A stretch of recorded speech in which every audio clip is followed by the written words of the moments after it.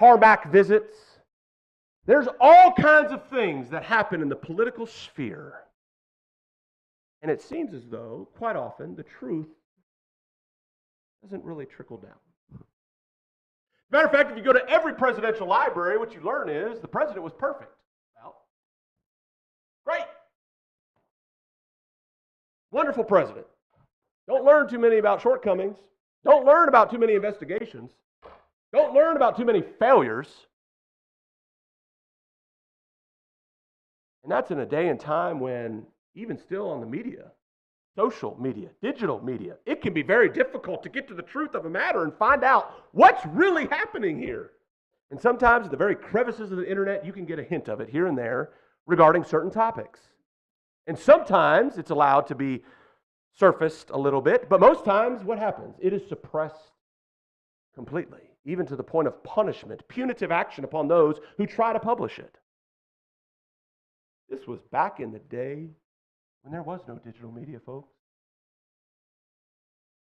There was no digital media. There's no cameras, no video evidence, no documents in terms of just mass-scale production. You had writings on tablets, parchment, and yet you have Samuel writing 2 Samuel chapter 11 and 2 Samuel chapter 12, and even David himself penning Psalm 51.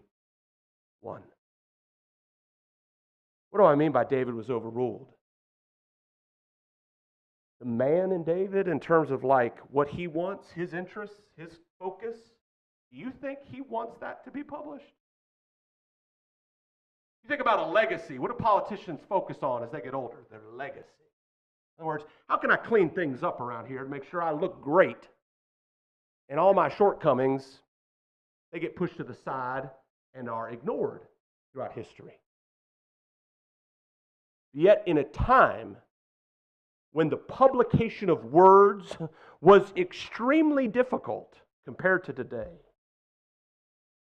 we have these chapters and we have this account. Not only was David real, archaeology's proved it. Not only were the Hittites real, archaeology's proved it. But the actual fact that the king over the nation of Israel was overruled in the sense that through the inspiration of God, the chapters of 2 Samuel 11, 12, and Psalm 51 were penned. Show us who's really in charge and who really authored this book. God Almighty.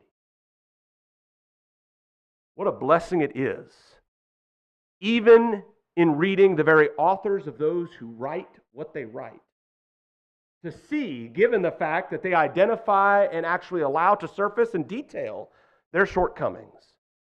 Moses, for example, in the Pentateuch, Numbers chapter 20. Knowing then, ultimately, who was the power that be and who was the author behind the writing of the Bible. God Almighty. Maybe you're here this morning and you're in a situation like David. Maybe you have sin in your life that you think you can outsmart God. You've maybe done this in a very complex way. Maybe it's severe. Brethren, I'm going to tell you, we know of congregations, you do as well. On the surface, everything looks like it's going completely fine. And then all of a sudden, there's a major issue. So I have no idea. Only you know, only God knows in terms of what's going on in your life. Maybe you're ready to make a change this morning before it's everlastingly too late. Maybe you're here this morning and slowly but surely, the ways of the world is chipping away at you. You no longer have strength. You've been overpowered in the sense that you have chosen a pathway contrary to the gospel. And you're ready to live instead under the banner of Christ once more. We're here to assist you in any way that we can. Maybe you're here, not yet a child of God. Once you make the decision to become one, being baptized into Christ, putting Him on via baptism, as we read about in Galatians chapter 3, 26 and 27.